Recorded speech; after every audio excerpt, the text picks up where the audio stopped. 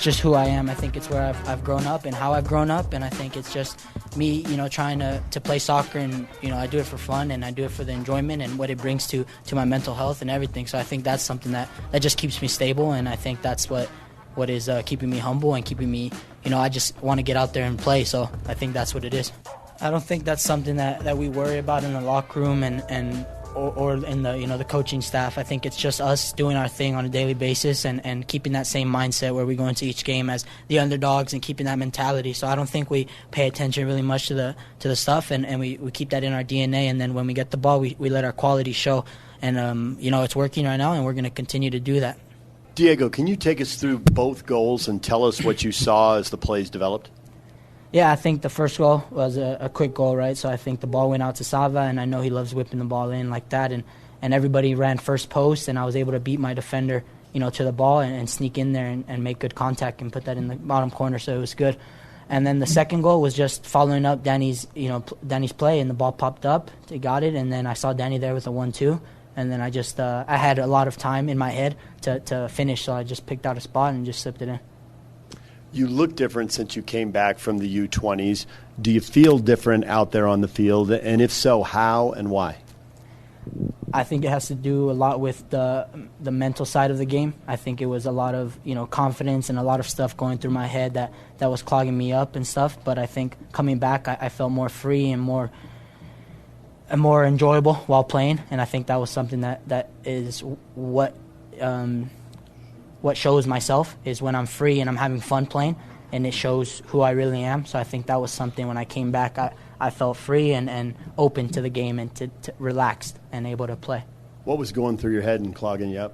I think there was a lot of things. I was away every month for 10 days with the national team. There could have been personal stuff. It's a whole bunch of things. It could have been playing time. There's all these things. Me being young, away from family, a whole bunch of things that clog up a young kid's brain. And I like to think that I'm mature, but it always gets to people, and I think that's something that everybody will face in their life. But it was my time at that moment, and I think I'm glad to overcome it and stay strong. But, yeah, it was just a lot of things. How much is Chicho's presence opening space on the field for everybody else? I think it shows a lot, right? When you have a 9 that has a big name and knows what he can do, it distracts defenders, which opens up space for Sava and me on the wing in a game like this I'm talking about. So it shows that, and then it shows if teams try to clog one side, we can find the other side. Teams try to clog both sides, we can find down the middle. So I think it just gives us a lot of options around the field, and it's good to play with them combined, and just having Chicho up there is a great guy, so it's also good to have him in the locker room. Yeah, I feel good. I'm happy, and I'm glad to be out there on the field and contribute to the team. I think, I still feel, more comfortable playing as a 10, and that's my natural position. But that's where you have to adapt, and that's where you have to grow as a player. And I've been asked to play on the left wing, and I'm starting to enjoy it every game more and learn about the position. And also when I'm asked to play back into the 10, it also gives me a bigger idea of the spots of wingers and where they're supposed to be. And so it's helping me grow as a player in general. So I'm happy about it, and I'm happy to play left wing. It gives me some times to get isolated and do things on the wing, and that I can't do as a 10. So it's good.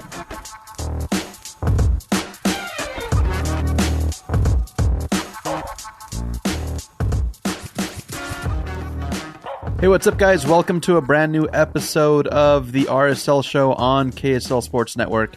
You just heard from Diego Luna, post-match commentary, post-match interview after the 3-1 win versus the New York Red Bulls, in which he had a brace. Guys, what did you guys think of Diego Luna's comments about kind of stepping into like a maturity role and, scoring his brace and just basically getting to work for Real Salt Lake? I think last year when we first signed him, or when he first came over, and you and Tom Hackett had a camera in front of him, he already showed kind of that maturity. He already kind of knew how to speak in front of a camera and have good conversations and have good topics when coming up to interviews. And I think that just goes to show like how kind of the maturity that Diego already has. Great answers to the questions. We got Diego's a good kid, man. I like him. Yeah, I like the part where he basically says that for as young as he is, when he thinks he's mature, he's kind of hit that realization that he's not. Like, he's not going to fully understand it. And I think to have that kind of self-awareness at such a young age is really cool. It kind of tells you that he's either got someone from his family in his head, or he's got mentors in the team, maybe the coaching staff. Josh, what do you think, man? This guy obviously is still a teenager, 19, giving responses like that to the press. Yeah, I mean, I wouldn't give a response like that to the press when I was 19, right? So it's pretty impressive for how young he is. And then just to hear how much he's grown, from Pablo since the U20 World Cup.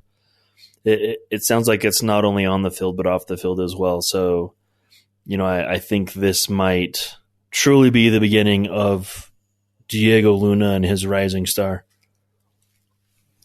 Yeah, Ian Paul Joy even had a little bit to tune in, replying to the RSL show's post today. Ian Paul Joy saying terrific answers, especially about the mental side of the game. Class. And yeah, it's absolutely true. It's crazy how it only really takes about, a few goals and some assists to really just kind of step into that limelight. And Alex, you brought up something really good in our initial interview with him a year ago.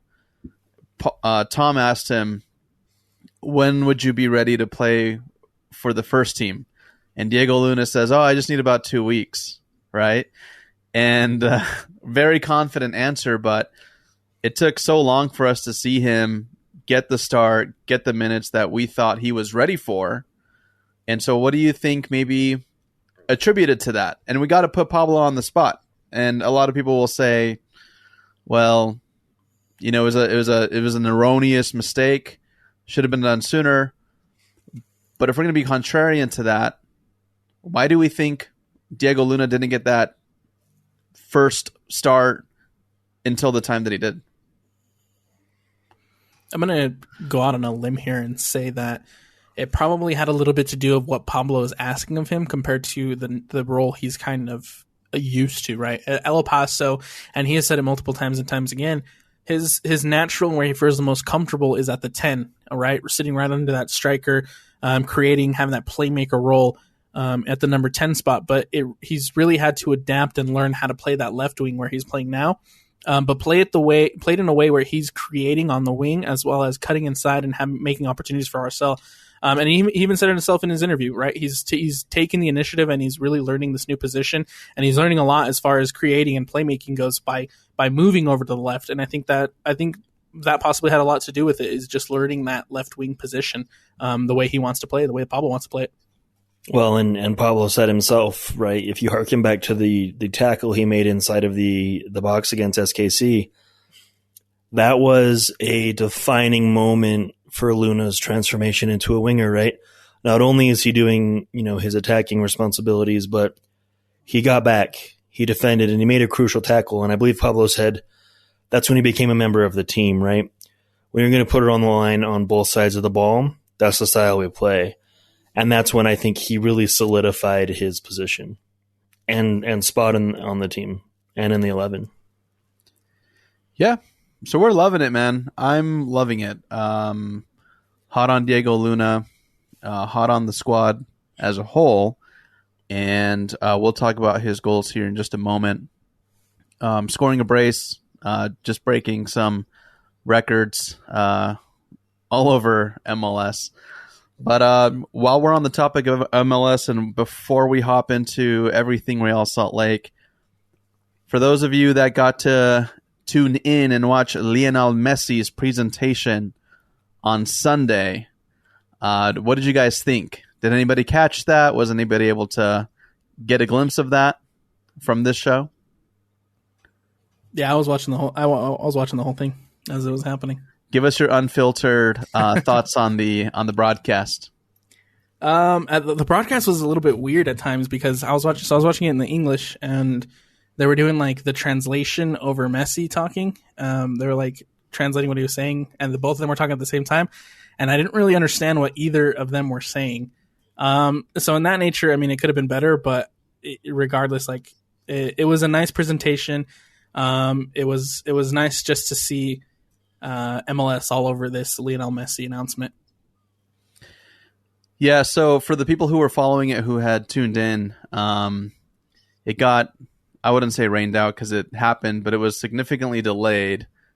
And so I think that kind of just took away from the overall general excitement. If you've been at Rio Tinto and there's like a lightning weather delay, we all know what it's like to sit around for 30, 45 minutes, pouring rain. And that's essentially what it was like leading up to the unveiling of Messi. You're right, there were broadcast issues. I was working that, and it made my job difficult because I was covering the Spanish side, but somehow the broadcast between the English and the Spanish were crossing over. So any highlights or any clippings that I wanted to do had both audios on there. And I can tell you that internally, they were trying to fix it. They didn't know what was happening.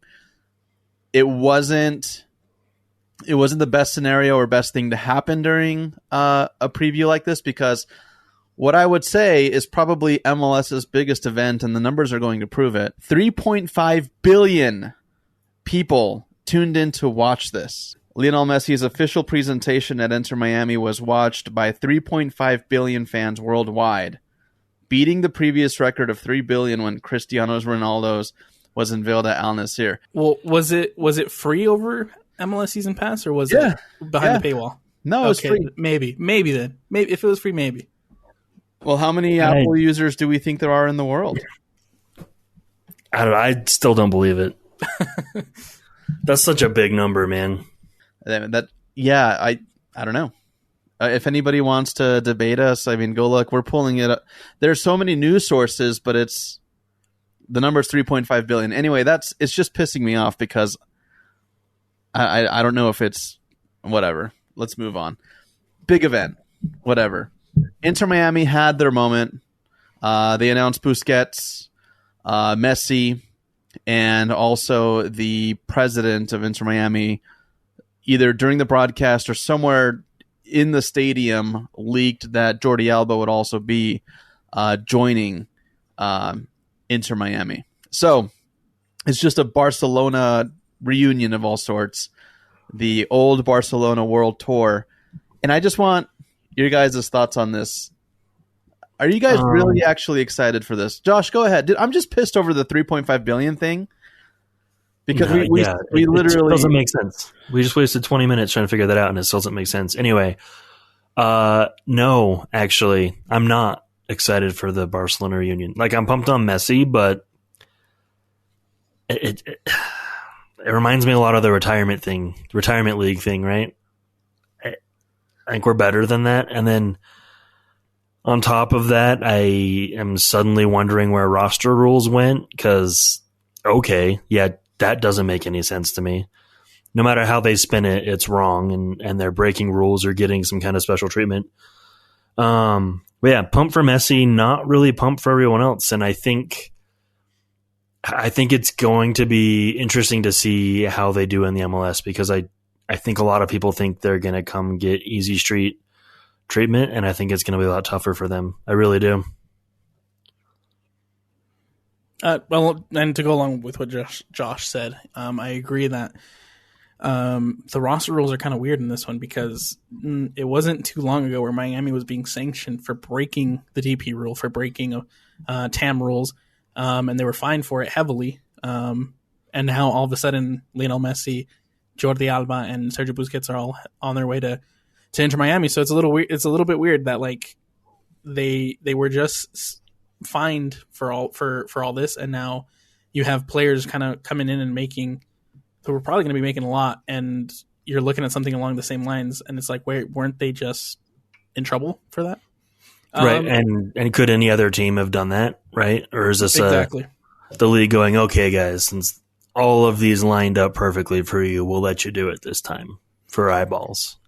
Go ahead, Alec. As far as like the sporting side of it and like the soccer side of it goes, these are still three very good players who were phenomenal last year for Barcelona and PSG, right? Messi's just fresh off a World Cup. Jordi Alba and Busquets were still starters for Barcelona this last season. It's far from players coming into retirement, right? They're still playing a really high level of soccer. And as far as like the soccer side of it goes, I'm very excited to see what they can do here. Yeah, I mean, they're still playing a high level, but they're still in their mid-30s. And coming into MLS in your mid-30s, it's going to be difficult for them still. And I don't think it's like guaranteeing a Miami a title like people think it is. I really don't. No, far from that. I think Miami still has a couple things they need to fix before they can consider before they can be considered title contenders. But regardless, like if they can make the playoffs this year, they'll have a shot at it. I think because of just the way MLS is. Sure, but even at this point for Miami, playoffs are even a long shot. So, to debate that a little bit, Messi just won the World Cup, won tournament player, the tournament player whatever award, player of the tournament. So people would say that he's in his prime. Dude just won the World Championship and awarded the best player of the entire World Cup tournament. And he's fresh off that. That's not like it happened 5 years ago. So I think, we know we're not getting Messi in form for MLS. We know it's at the tail end. We know that Argentina is obviously a great team. So let's just answer this question. Is Messi really only good with his national team and Barcelona because of the system? Or are we going to see something that's a little bit closer to PSG here at MLS with Inter Miami, where, sure, you've got a few of your old buddies maybe coming to help out, but overall, the rest of the roster's garbage? Do we think it's going to be tough for Messi? Well, I think PSG is a weird conundrum because they're stacked, like overly stacked, if that makes sense. Right? There's definitely too many cooks in the kitchen. So I think, with Messi not having too many cooks in the kitchen with Miami, that's going to be a good thing for him. But where's the quality for Messi with, Messi putting in some service? Where's the quality of Messi for some of his give and goes, right? Is this going to be just Messi trying to do everything on his own? Or is he going to be able to mesh with players that, realistically aren't at his level or at the level he's played with at PSG or at the level he played with at Barcelona or with his national team? So it's going to be interesting to see how Messi does with guys not at tier one, right, all around him. Do you think, sorry, on that real quick, do you think Messi, though, is just going to make a mockery of the defense here at Major League Soccer, or do you think he's going to struggle? Let's take out the supporting pieces out of it. Let's talk about his dribbling and his talent. Do you think he's going to make a mockery of a lot of defenders and just get around and score lots of goals? I mean, of course, he's made a mockery out of a defender in any league. I still think there's quality in the midfield and in defense in MLS that's going to give him trouble. He's going to get tackled harder than maybe he's been tackled before as well. He's also going to have to deal with artificial turf. So that's going to eliminate some games for him, because if I'm Atlanta, why am I putting a grass field on top of my turf field just so Messi can come torment me, right? There's going to be a lot of question marks for him. And yeah, he's going to make some people look stupid, but I mean, Justin Glad can handle him, I have no doubt. But what's he going to do when Brian Vera comes flying at him from 20 yards? You know what I mean? Like, it's going to be different because it's still in let's say, when he's playing for Barcelona, the defenders in La Liga, they're tier 1, tier 2 guys. He's coming here, he's getting tier 3, tier 4, right? So it's kind of like when you go play indoor and you're playing against a bunch of people who have never played before and they're just coming in reckless, right? It's scary. It's going to be kind of like that for him. He's going to get a lot of weird, guys coming in from angles he hasn't really experienced, or guys just tackling him hard at midfield because they can. The respect's going to be there for him, but those guys aren't going to want to get embarrassed by him, and they're going to make it difficult for him. It's a beautiful assessment. Wayne Rooney taking to the social medias, or at least in an interview, and saying that it's not going to be easy for Messi. I think you do have a point, Josh. We're going to see a lot of just recklessness, and the same dudes, though, who are just tackling him and just making him miserable and not playing good soccer. They're going to be the first ones to run over to midfield and try to get his kit. Oh, yeah. Alex, what are your thoughts, dude, on Messi versus MLS? It's funny because that's what this is kind of turning into, isn't it? It's like the MLS Messi States tour, I feel like, is what's going to happen. They even released a schedule of when Messi's coming to your town, and looks like there's tickets selling for $56,000 in Miami. It's ridiculous. Wow. Yeah. So give us your thoughts, Alex. Is this overall, is Messi going to be good in this league? And then also, do you think this is a good move for MLS? Big move for MLS. Probably big. I'd go as far as to say it might be even bigger than David Beckham when it's all said and done. It's going to put eyes on this league, eyes that they didn't have before. It's going to attract a lot of fans. It's going to attract a lot of money. It's going to attract a lot of good things to this league. Just having arguably the greatest player of all time in the league. I think he'll do good. I think he'll do well. He's like I said, he's just fresh off the World Cup win. He has the technical ability. He has the mind to create and be a really, really, like, arguably the best player to ever play in this league too. And it's, they're not done, right? Inter Miami is still gonna create a roster. Tata Martino's looking to bringing over more young talent from South America to put around him. So it'll be really interesting to kind of see where Inter Miami's roster is at the end of the window, and to see if it's going to be competitive enough and be good enough. Do you think? I feel like a lot of people's expectations are so high, though, that they're thinking, Messi's going to be good for 3 goals, 3 assists a game, and obviously not that's asinine, right? Absolutely not. Not that. Look, it's still. I think people don't give MLS enough credit for how much it's really grown over the last couple of years, especially the international eyes. Right? I don't think, if you're not in America paying attention to this league day in, day out, I don't think you really realize how much this league has grown and how much the talent and the quality has grown over the last couple of years. It's not going to be 3 goals, 3 assists every game for Lionel, but he's still gonna have a high production for Inter Miami. Sure, I'd agree. Yeah. So it looks like he's going to be debuting in Leagues Cup is kind of what's being pushed out. Don't know when the actual first regular season match, when he'll be debuting for that. Doesn't look like that information is out. But another thing that's also fun for all you Real Salt Lakers and people who live in Salt Lake City is if there's any interest in him to play in the U.S. Open Cup, remember that's still a possibility to actually be played. No? Alex? Don't say it. What? Let's just not jinx it. Let's not bring it up. We still got to get past Houston, man. Well, I'm going to say it anyway. Oh. Alex was shaking his head. Real Salt Lake, if they move on from the semifinal beating Houston, will be in the final hosting. Maybe Inter Miami if they beat out FC Cincinnati. You know what? I'm not going to jinx it. I have a feeling. I've got a feeling like this is going to happen. I feel like that's going to be played at America First Field.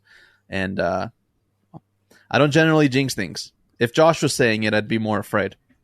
All right. So, Messi. Cool. It is what it is. Also, remember a few episodes ago we were saying that MLS stadiums would not be able to handle the troves of people trying to get in, and we got a glimpse of that yesterday. People literally just kind of charging through security, getting through the gates. Some tickets weren't even scanned, and so yeah, it's going to raise this whole security issue awareness, and it sounds like it might even just kind of make it more difficult for regular fans who are just trying to get into their stadium if Messi happens to come play versus your team. Yeah, let's be honest. If we see Messi in Salt Lake, big if, knocking on wood, that match is going to be obnoxious for the diehard RSL fan, right? You're going to have, unless you're a season ticket holder and can snag your ticket or whatever, that stadium is going to be full of just people that don't care about either team that are just there to see Messi, which is fine, but like, you know, in a big game like a potential MLS Cup, or not MLS Cup, potential Open Cup final, that sucks, right? You're not getting the passion or whatever. You're just getting a bunch of people wanting to see Messi. And it's just going to be like a carnival tour wherever he goes. The atmosphere is going to be weird. I don't know. It's cool, and I'm glad he's here, but it's going to be a shit show in a lot of places. Yeah. I saw some people tweeting, you know, oh my God, people are chasing Messi's car when he's exiting the stadium. I'm like, that's just like that. That's just weird, like man. That's just what happens. That's what happens in like Europe and other places. You know, that's just normal. But yeah, it's a cool spectacle. But I think it's going to test the league in terms of everything, just how you handle everything. Security, fans, the press, right? Like, are you really going to let fan blogs around Messi? You know what I mean? So we'll see what happens, especially because, you know, the traditional media, when Messi comes, everyone's going to be there. Mm-hmm. Everybody. Suddenly it's going to be cool to cover soccer when you've been ignoring it for however long. Yeah, exactly. Yep. All right. So let's get back on track with Real Salt Lake, the Lakers of Real. The Salt. The Great Salt Lakers. The Salt Lake Reals, whatever. Real Salt Lake. Guys, 3-1. We called this one too. We said it's going to be a high-scoring game. We sent Isaac with the video camera sideline because we said, hey, there's going to be a lot of good goals in this. And I don't think we anticipated a brace from Diego Luna. And I'll eat my words. I said, did somebody say brace? You? Josh? Yeah, I also said there would be 4 more goals, right? I said 6-1, I think. But I did say Diego Luna would get a brace, I believe. Wow. Run it back. Check the tapes. I believe I did. I don't think you said brace, man. No. I think you did, actually. So. I think I did. Yeah. Yeah. I said something along the lines of that I wanted Diego to get some, but I didn't feel like he was going to get any. But yeah, I want to talk to Isaac real quick because we sent Isaac out with his trusty camera. He got some cool highlights. With the partnership that we have with KSL Sports, it's dope because I just hit them up and I say, hey, do you guys want highlights? They eat them up every single time. So, Isaac, how was the atmosphere sideline? How fun was that to capture those goals, those moments? Yeah, it was really fun. The only thing is it was really hot, especially being in the sun. And then just trying to adjust your camera to get like the shot right, basically. It was really fun. Savarino had a shot and it went away and it hit the board and it ended up hitting me in the knee and I was like, whoa, like that actually hurt and it didn't even hit me. So a good time? Yeah, it was a good time, especially getting those goals too, like Diego Luna's goal and then Savarino's goal, which I think I shot probably the best one of the night, just following and tracking the ball. So it was a really fun experience. Yeah. And then having it on the news is even cooler. Having a lot of people reach out to me just saying like, whoa, that's so cool that you got on local news. And I'm like, yeah, I really appreciate it, you know? So thank you guys. Good, man. That's cool. That's a good feeling. Well, people don't know that you've been shooting for KSL Sports for a while. You were shooting like a lot of their like football games, sending the highlights. You were cutting the highlights, sending them back for that nightly news. But I don't think you ever got to watch it because the shows typically start pretty late and then you'd be driving home. But this was the first time that we kind of full circled it for Isaac. And we're like, hey, dude, here's your highlights. Sam Farnsworth is talking about it on KSL. Yeah, pretty cool. But it was hot. I told you to take lots of water, dude. Did you take water? Yeah, I had to. It was so hot. Are you glad you wore shorts? Yeah. I was gonna go in jeans. Yeah. So yeah, that's awesome, man. So really, really, really cool environment, atmosphere now from the press box. If we switch it up a little and we talk to Alex Napolis. Alex, what was your feeling going into this game? What was the crowd like? What was the overall atmosphere? And did you think, I know we talked about predictions, but just getting there, did you feel like this was in the bag for RSL? Yeah, I think walking into the stadium, our favorite DJ, Erocalypse, was playing Tame Impala. And so I was walking down the hall, like grooving out to Tame Impala. And so I knew right then and there we were going to win. I get to my seat, and game starts, and I didn't expect a goal 2 minutes into the game. And so just seeing the stadium kind of erupt so early in the match, it was refreshing, and it's something, you don't see often, but it's always a good thing to have the stadium with that much energy and that much eruption so early in the game. Very cool. So let's take it a step back. Before we get into Diego's first goal, the starting lineup, we know that some players were rested off the bench, kind of going into this one, or at least they were rested the previous match, getting ready and preparing for this match. RSL releases their roster. What were the initial thoughts? Josh, did you think RSL was just out to win this one with the roster they put out? I mean, it was just a nice little rotation roster. It was kind of par for the course. I don't think there was a real signal with it, right? It wasn't an obvious, hey, we're resting and hoping to get a result, and it wasn't an obvious, hey, we're going for the throat here. I think it was just a nice, solid, rotated RSL roster that was put up by Pablo, and it gave me nothing but confidence. It's hard to really put out a roster right now that isn't confidence-inducing. Yeah, so let's take a look at the roster. Up front, got Musovski and Chicho. I love this, dude. We're LAFC 2 right now. It's great.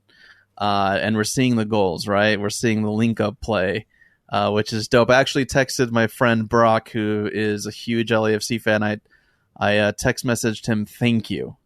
So Musovski and Chicho up on the front.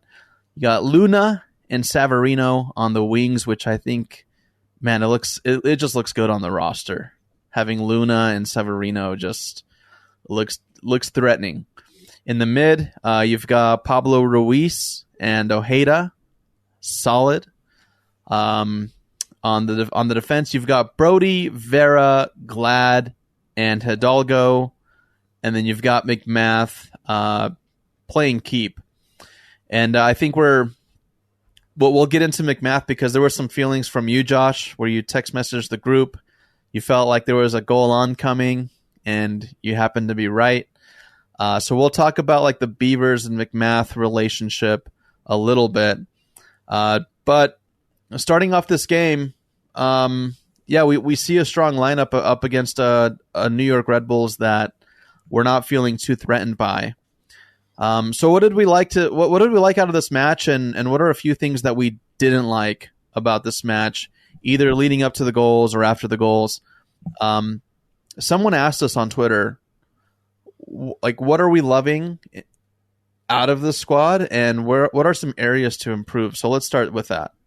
I'll start with areas to improve, kind of leading with your McMath thing. For a guy that isn't known to be a great player with his feet, we're putting him in a lot of really uncomfortable positions, right? So far, we've escaped it without a real issue, but it won't be long until there's a gaff back there, whether it be a misplaced ball, from a defender to Zach, or Zach to, someone else that leads to a goal, or some kind of foul from the ball being played back. So I think, that's something the team needs to work on. And I know it's part of the press and building out of the back, but, we really got to be careful with the position we're putting Zach in with the ball at his feet. Give credit to New York, too, for watching the tapes and seeing how much we do rely on Zach McMath's feet, because they came in, even while they were trailing, they came in and they pressed our back line really, really well. They pressed McMath really well. And if it did feel like for a second there that RSL was going to make a mistake in the back due to that press, there was a couple close moments, but overall just playing through the pressure really well and relieving that press and making building their own attack from it. All credit to New York for doing the press, and credit to RSL for playing really well out of it. Yeah, it's nice to see, when a team figures you out, so to speak, and you just continue doing what you know best, right? And you just play through them figuring it out, and you wear them down by just being better at it. that's a sign of a good team, and we've seen that against SKC and now New York Red Bull.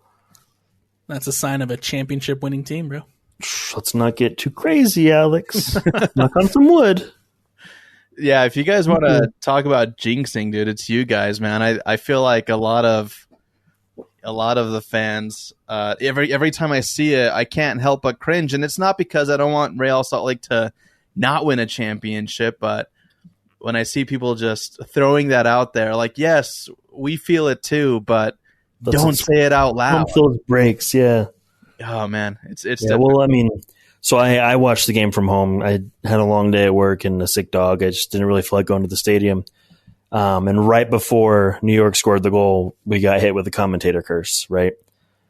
And it was like perfect timing. They were talking about how New York's pushing and, they're just waiting for RSL to slip up a little bit. And no joke, 5 seconds later, they scored a goal. So, you really can speak these things into existence in a negative way. And then I'm sure you can speak them into existence in a positive way, but I don't think that's for us to decide. I think we let the soccer gods handle that one. Yeah.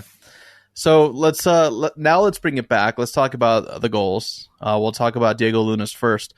Now, this goal comes from a turnover that lands at the feet of Justin Glad.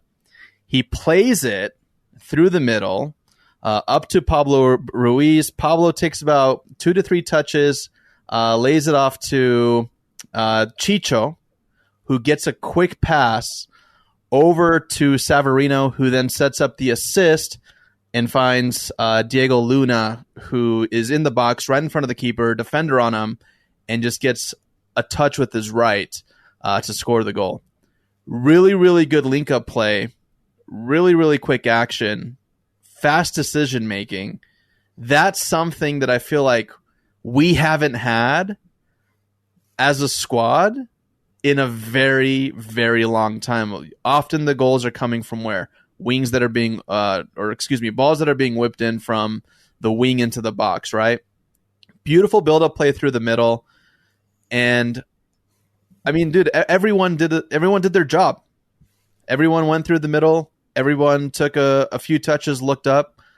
And I mean, the ball played in to Diego Luna was just a beautiful assist. Who else has more to add? Because I could talk about how beautiful this goal is all day. I don't think we really need to, right? Let's just leave it at its pure beauty and be pumped that Diego scored it. All right. Dope. Diego Luna also celebrating with the little baby, the little thumb suck and the ball underneath the kit. I wonder who started that, dude. That'd be fun to kind of dive into that and see where that all originated from. But yeah. Wonder when his baby's due. No idea. Moving on to the second goal. Do we want to break this one down? I think this one you have to break down. Yeah, this one's prettier than the first. Alrighty. So let's actually let's talk about the second goal. And one quick thing that I want to talk about too is did you guys expect a brace? I mean, I know we've covered this a lot. But the first goal happens, it comes from Diego Luna. Do we feel like another one in here? Like, with the way that the match was being played and Diego getting around, did you guys feel like there was another one in this for him? Absolutely. I called a brace, so of course I felt it. I'm gonna say no to that one, just because in what we've seen in previous games is kind of this team distributing the wealth, right? They've with how much they're passing, with how much how many give and goes, etc. we're doing in the attack. This team is not afraid to spread the wealth and spread it off to different players and have different people get on the score sheet. Right, we saw it against Orlando, we saw it against Sporting Kansas City, and so I thought somebody else was going to end up scoring it. I thought maybe Diego would end up getting the assist, but I did not expect a brace from Luna in this one. Yeah, so this one starts in the the 52nd minute. And well before the give and go, Diego lays the ball off to Masovsky. Masovsky gets up, gets tripped up by the defenders. Ball's loose. Diego does a quick touch to Masovsky. Masovsky, super beautiful ball played in. Gets the left on it. Beautiful touch.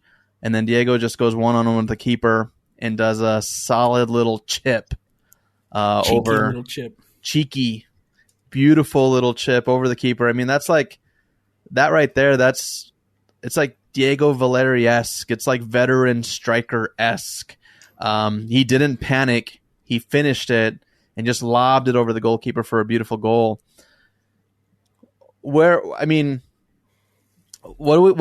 we have to say about a goal like this from Diego? I don't even think we talk about.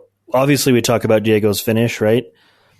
This is a team goal through and through, right? Every single person that touched that ball really created that goal, and it was just beautiful on Diego to finish it the way he did. But I love seeing us score team goals and not just individual moments of brilliance. This was individual moments of brilliance from 4 or 5 guys. And I think that gives me more confidence in this squad than, one guy dribbling through 4 defenders and scoring a goal.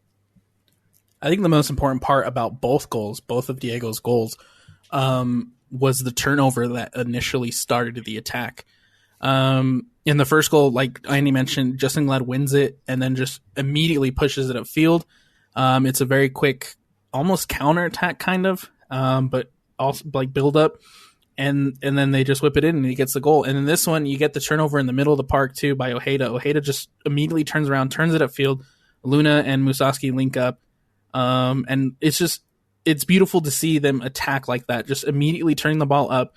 On a quick counter almost, and just and creating that opportunity off turnovers.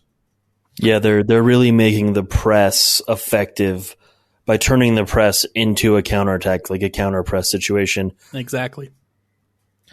Yeah, and I think that's, like we said before, it's just something we've been lacking, right? Like usually there's a lot of build-up play, a lot of just going side to side, playing it back a little bit. And yeah, you guys are right. It's just fresh off the turnover, quick, just a fast slap in the face, right, Josh? Yep. And honestly, that's a very hard style to play. It's a very hard style to play for as long as we have. But again, that's where we give credit to Pablo, because there's not a lot of teams in this league that could play that style for as long as we've been pulling it off, essentially. And with us getting through the quote unquote kind of busy season, right? That's good, because now, the rotation of the guys and whatnot, it's going to be more fresh legs for more pressing at all times. And if we can continue to keep this press up, continue to keep the counterattack up, that's what's going to make us a championship caliber team. Yeah. So Red Bull, I wouldn't even say they really caught us slipping, but it's just the defense just wasn't what it was maybe in the first half of the game. They pull one back on us. It's 2-1. We're still up by 1 goal, and then we start to get kind of nervous, right? But we're only nervous for about a minute, because instantly Severino has the answer, pulls the classic Severino goal, the goal we've seen over and over and over and over and over and over from Sava, and just smashes the shit out of it. I don't have any better way to say it, and pulls a goal back. So Severino, not having traveled with RSL, pulling back a goal here at home. What are the feelings there? Are we still confused? Is he leaving us? Is he staying? What's going on? It seems like he's kind of increasing his value a little bit. But isn't that weird how that happens? When there's like a rumbling of maybe Severino, maybe jumping ship or leaving, I feel like that's when the goals start to pour in. I feel like this is the same way it was when he left us the first time. No, I don't think so. I think he's finally just feeling inspired by his team, right? He's no longer the one bearing the burden of the attack. He's no longer the one getting quadruple teamed every time he's on the ball. So now he can really be free and play his game as well. And I think, the new additions and guys really stepping up their game, it's probably maybe convincing Savarino he's going to want to stick around and win something here. So yeah, I don't think he's leaving at this point, and I think he's only going to get better with everyone else. Totally agree. You got to totally agree from Alex, bro. Yeah. Totally. Boom. You just shut him up, dude. You said so much he had nothing to say. Yeah, I don't know if that's good or bad. No. We're on the same page, bro. We're you guys good. are on the same page. There we go. You know, it is refreshing. It's fun to see. I took to Twitter and it said that, right? That we've got a Real Salt Lake that is in unison, who's performing well. Everyone's fighting for each other. You got Chicho just basically uplifting the talent. Dude, that was like an instant flotation of all of the ships, the missing piece. And so it's crazy to see how adding just that dynamic of a player can do for everybody's confidence. Because I think without Chicho, I don't know if we would be experiencing or witnessing the same RSL that we are now. I know that's kind of a hot take, but that's how I really feel. We were already on a hot streak when Chicho came in, right? So we can't give him all the credit. We have to give the lads some credit as well. But there's no doubt Chicho has kept that confidence going and definitely given it a boost as well. There's no doubt. One piece that I want to talk about, and I know we're super positive here, but let's talk about Damir Kreilach. Damir, a little bit quiet this game, but he was in. What do you He was in late. Yeah, he was in late. But what do you feel like? What we know he's a veteran status player. We know he's holding it down to some degree. But what are our thoughts on Damir and maybe the role that he's playing now? What does that look like for you guys when you have to assess it? I think at this point of the season, we're going to see kind of a rotation between Danny and Damir. We'll probably see, Dami start a game, then Moose start a game, then Dami start a game, and back and forth. Because regardless, he's going to be a guy you're going to need in the locker room. He's going to be a guy that's going to bring the good vibes. He's going to be the guy who brings unity to the squad. And so no matter what, and he's been a lot better this year, or in the last couple games, kind of stepping up from a little bit of that, the questions we had about Damir at the beginning of the season. And so as long as Damir just keeps doing what he's doing, as far as leadership, as far as what he's doing on the field, he'll always have a position and kind of and have a fight for that striker spot alongside Chicho up top. Right, and he's still going to be good for, if he's got to be that late sub, he's still going to be good to come in and get a goal, right? He's still going to be good for a lot of those things we need him to do. And I think he has the right mentality. He knows, he's getting up there in his career. He knows he doesn't have a lot of years left, and I think he's just going to value the time he has now. And I think he wants to win something before he's done. So I think he's going to do everything he can on the field and off the field, whether it be on the bench or not in the 18, to make sure that happens. So I don't think he's going to be disgruntled. I don't think anything like that's going to come around. I think he's going to be there when we need him most. And I think he's going to go down as an absolute club legend. And, like Isaac just put in the chat, he's 2 goals away from 50 for RSL. That's not a little number, right? So let's hope he can get that this year, if not more. Yeah. Does Damir Kreilach break the all-time scoring record? I don't know. I think Sabo was at 56? Question mark. I don't know the number Sabo was at, but if it's only 56, I think if Damir goes one more year, he absolutely has a shot. I agree. Very cool. Yeah. Still a role player for me. Damir, he's earned, I think he's close to getting that legendary status, right? He's already got it. Yeah, hopefully. I mean, he's done so much, man, on and off the pitch. If you guys saw that, he showed up to the stadium without really any publicity and had just donated some materials to give to kids who were going back to school. It was like markers and coloring books and all types of materials that he had given to Tyler Gibbons over at Real Salt Lake. Not to mention Damir Corner, obviously as popular as ever. But let's get into RSL Twitter questions. RSL Show Twitter questions. Go ahead. Yeah, no, there's one about this topic in there, so go ahead. Cool. So, and I did reach out. Unless you guys have anything, I just text the plug over at Real Salt Lake asking about a Chicho update on the injury. Have you guys heard anything? I think he just he was getting battered, man, and the referee was allowing it to happen. The referee, it's his first game, but man, he did not have a great one. He was letting Reyes just do whatever he wanted to Chicho, and then throwing yellows to RSL players, but nothing to him. It was very frustrating to watch, but I think after a night of just getting kicked, you're going to start feeling those knocks. It's hot. I think Chicho just needed to come off before he got himself actually hurt. So I think he'll be good to go for Saturday. I'm not worried about it one bit. In the words of the staff over at RSL, he's fine. He's fine. Okay. He's fine. Very cool. All right. There it is. Sources, quote unquote. All right. Yeah, let's break down some of these Twitter questions. It's Zerk asks, thoughts on Diego Luna being player of the match day, and if he is USMNT material. There was a big debate. We asked that question on Twitter.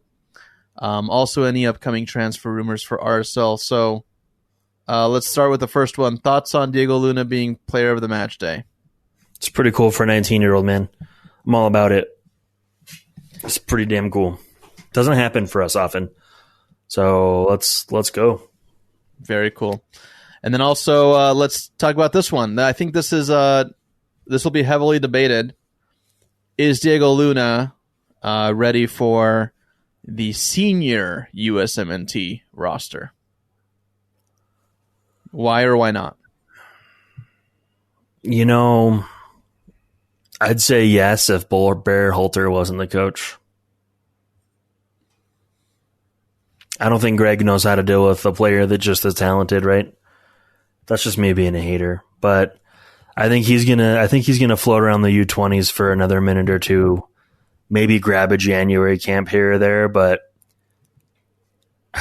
Greg scares me because he's a coach that just has his guys, right? And it's nothing on Diego. I just don't think Greg's gonna value him unless he puts in another 5-6 goals this year and another 10 assists. I don't know.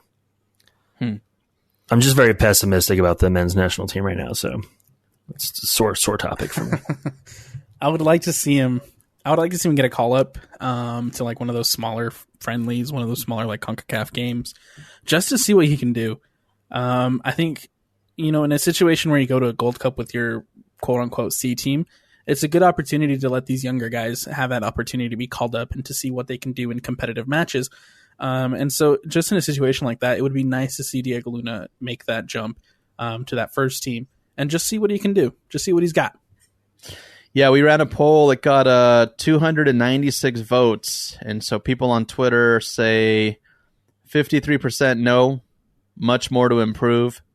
47% said yes, he is ready. So almost half and half, but the winner there is no, he's not ready. I mean, as an 18-year-old, you still have a lot to learn. Matter what 19, right? Is. 18, 19. But let's be honest, like his rising stock has only just started. So you do have to be wary of getting too hyped too fast with anyone. Yeah. And I think that's where a lot of hesitation comes from. Yeah. Also, he'd have to quit his job, his barista job over at Dutch Bros.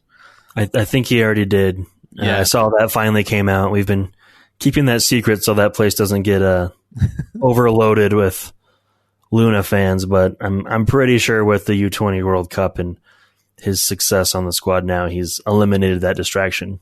Can you imagine that? Hey, boss, so I got to quit or take some time off. Why? Oh, I'm just going to go play U.S. national soccer.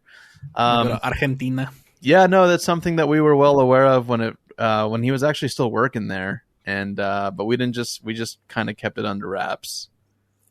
Yeah, it's one of those. It's his private life. No need to. Yeah. Hey, it's cool. Yeah. Who was it? Was it Brody that was an Uber driver? Because he was who was on the roster who like was an Uber driver at one point. Yeah, I think it was Brody. That was like through his development, right? He was driving for Uber, all that good stuff, whatever. Mm-hmm. Anyways, all kinds of odd jobs. Oh, A lot of guys have had odd jobs throughout the years, especially back in the day when, the league minimum was $20K and not covering the bills. yeah. Let's see. Josh, any upcoming transfer rumors that you're aware of? You're usually that guy. Not that I'm aware of. Now that the Bello thing's dead, I have not heard of anyone coming in, and kind of what I'm hearing is we're done for now. I think we're overall happy with the squad and where it sits. So I think, barring any kind of weird injury situation or unexpected transfer out or someone handing in a transfer request, I don't really think anything big's going to come in. Got it. Very cool. Andrew Lord asks, this is a question for us. He asks, we've seen how much RSL has improved, but what do you think they should focus on over the next month before MLS and Open Cup play resumes? Alex, what should they focus on, bro? This is almost a little bit of a perfect segue into what's coming up in the next couple weeks, and it's Leagues Cup, right?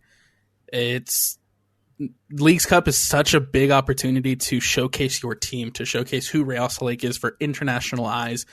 And so that should be the focus, is just trying to make it as far as you can while playing the way that you're playing, to attract some really important eyes, some really big eyes to Real Salt Lake, not only for the growth of the team and the players, but for the community, for the club, to get some more a little bit more international recognition. It's going to be huge for this league, and for the guys to have good showings at Leagues Cup, and to make it far into that tournament.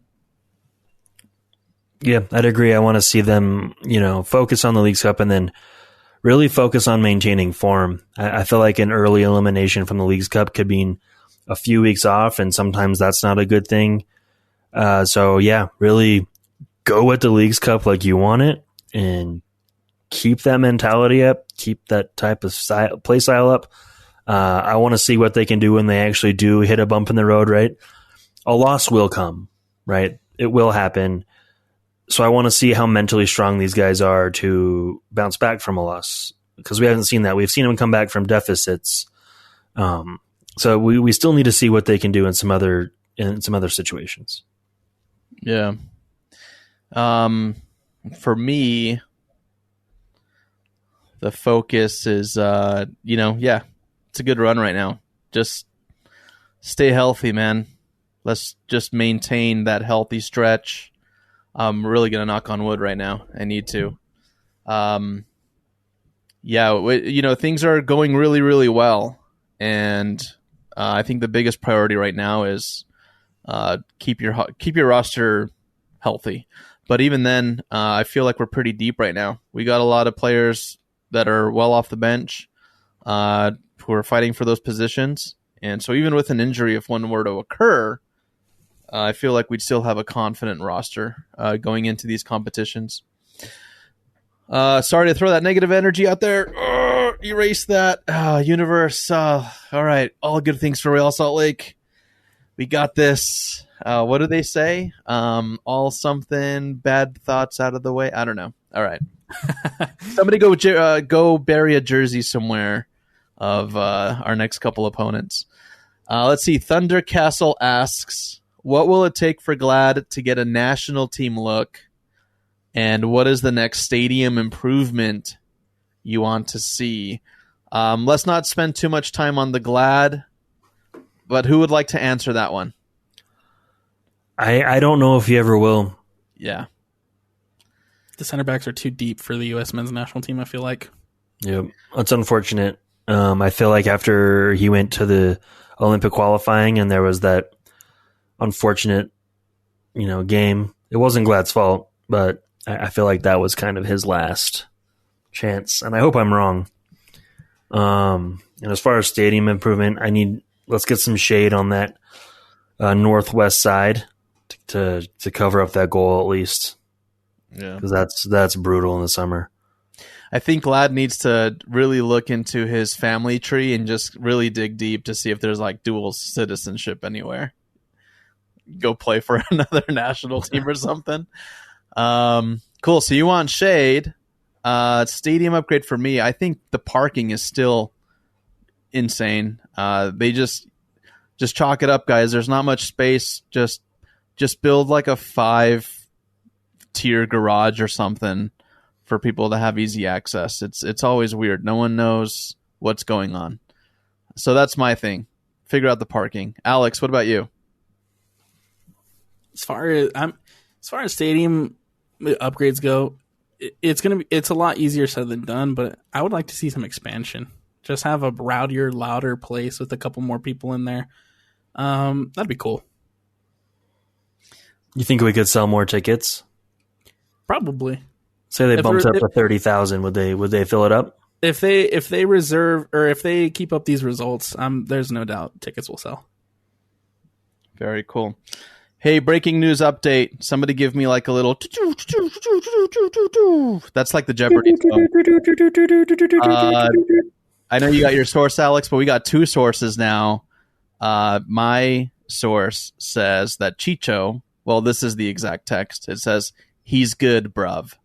So, he's okay. We're good. I wonder who that was from. Yeah. Yeah. I wonder who... Okay, so we're going to go ahead and let's do one more question. Oh, Kathy Barney. Her question was, Arango went off the field with an injury. Do you know anything about that? We just answered your question. He's out 4 weeks. Yeah. No, shut up, dude. All right, who is up next? Who's our next opponent, man? Who's the next victim? Where are we? Seattle, bro. It's Albert Rusnak and Freddie Juarez returning to America First Field for a Leagues Cup match, a tournament, a competition in which Ross Lake has still yet to win. But a place Seattle struggles to win. Exactly. Interesting.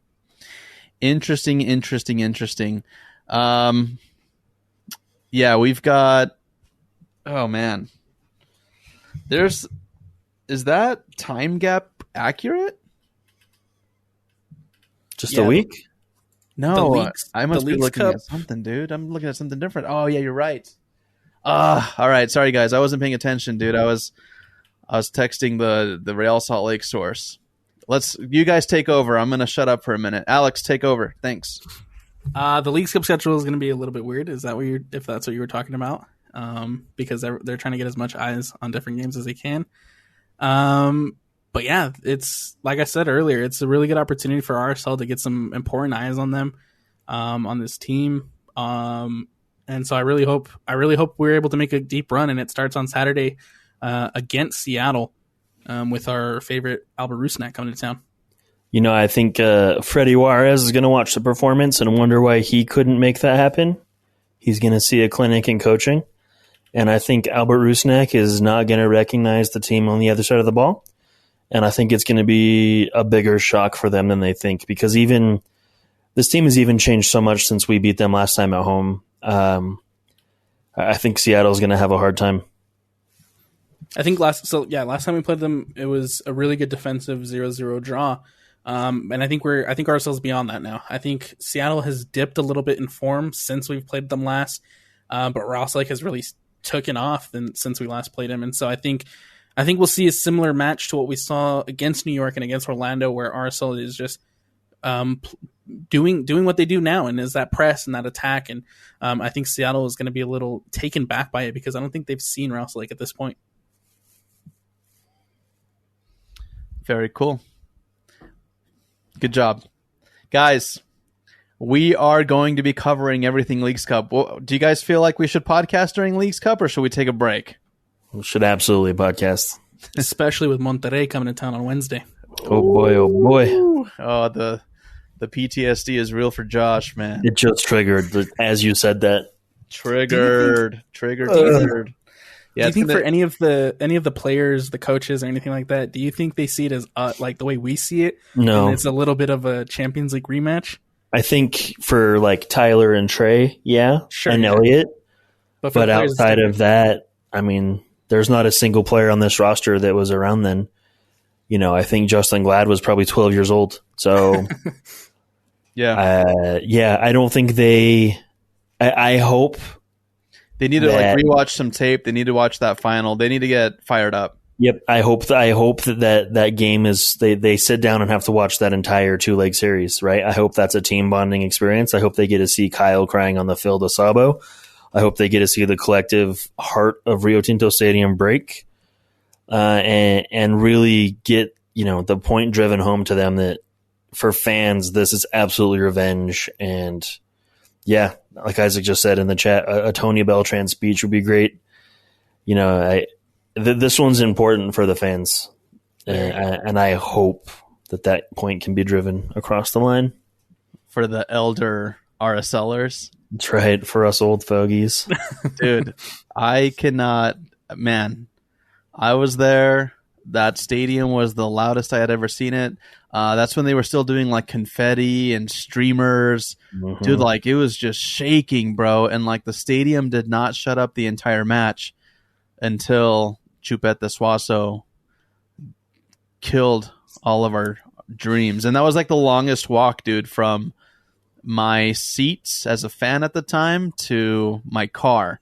Like it was the most depressing thing ever. I don't even think anyone said goodbye to each other. Like we all just dipped. Like it was just total disbelief because it was the first time that Real Salt Lake had made it this far in a tournament. Was it the first time that an MLS team made it that far in the tournament, Josh? Yep, sure was. And it was at home. It was on your home turf. And for the young dudes who didn't see this stretch, the games were amazing, dude. The road games, the game against Cruz Azul in the rain, bro. The game against Saprissa with there's amazing. You know what? I implore all of you to go back and watch not all of you three, right? But all of the listeners to go back and watch all of the highlights from that Champions League run. It's just some of the best moments in RSL history. Yeah. It was insane, man. It was enough to make anybody an RSL fan. Like, if you didn't care about Real Salt Lake's regular season and they had won the championship, so you just cared a little bit, that's what happened to me. I didn't really care for Real Salt Lake until my dad had the MLS final on, and then I started to follow after that, and then, the CONCACAF run starts, and it was just, dude, it was like a whole different level of soccer. The team had an identity. You had freaking superstars on the team in Ramondo and Beckerman, Olave, who else am I looking at? Javi, Grabavoy. Everybody, bro. Like, there was just something about that squad that just, like, I don't know, man. It was just on a whole different level. And the build-up and everything and the excitement. And we were, like, as new fans even then, like, I was pretty spoiled. I know, Josh, you were there, like, at the Rice-Eccles, like, inaugural. But for people who were just freshly starting this fandom, man, it was such an incredible run. And to just lose it sucked, dude. All we needed was, a goal to basically, because of the differential. Mm-hmm. And there was one goal that almost went in from our boy. Dude, I'm like Sabo. And who else though? Spindola. Spindola. That's exactly it, dude. Just wide. And selfishly for me, that run was when I made a lot of my lifelong friends and a lot of my lifelong RSL friends as well. So I think, personally, not only was it a heartbreak, but, I have a lot of good memories attached to it as well. So it's just a big moment in my RSO life. Yeah. I think it's like when you go through something traumatic together, right? It's like, how people go through something traumatic, like a plane crash or like some event, and then they end up getting married. Well, that's the event that made all of us get married as RSL friends and fans. And that's why this podcast probably still exists today, is because we're just waiting to get the revenge and win another cup, and then we're just going to hang it up, right, Josh? We're going to be so happy and fulfilled. We're just going to hang up our not our boots, but our mics, dude. We're going to hang up the mics. You know, and walk off into the sunset hand in hand. A title might get me to shut up and walk away from this forever. Me too. So RSL, that's your motivation. Yeah, exactly. Yep. Alex and Isaac start looking for new hosts. All right, guys. Anything else to add, Alex? What's up? You got something to say? You can't top what we just said. No, I can't. I think I was like 10 when the Champions League final was there, but I still remember a lot of it. I still remember most of it. And I think as a little 10-year-old, just seeing that atmosphere kind of solidified my fandom for this team. Very cool. Good, man. Good. It's, and don't let us old heads just think that because you don't remember it or you were younger that it didn't matter to you. Obviously, it mattered to you, right? So we're just teasing all in all. Isaac, you got something to say, dude? Close up the podcast. It better be good. Yeah, I just wanted to say that if you guys haven't seen or watched MLS 360 or Champions League 360, they have a great documentary piece about the Champions League run. So if you guys haven't watched it, watch it. It's really, really good. It's behind-the-scenes stuff, talking to Armando Beckerman, to all the players, head coach, Jason Kreis, everything. They're in the tunnels, they're in the buses, they're at the hotels, they're talking. You see them getting dressed up for the locker room. You get to experience and watch the walk out to the tunnel against Monterrey as well. And there's so much stuff in there. Josh, I'm sorry, dude. We're breaking your heart. Guys, follow RSL show on KSL Sports. We'll be back with the latest Leagues Cup action and results. Remember to go do your rituals. Yeah. Go do your rituals because they're working. And like I said, if you do have a ritual, tweet it at us. Let us know. Send us a video. Send us a photo. We'll share it. Again, RSL show on KSL. Find us on YouTube as well. We love you all. Thanks for sticking it around with the best Real Salt Lake content in the world.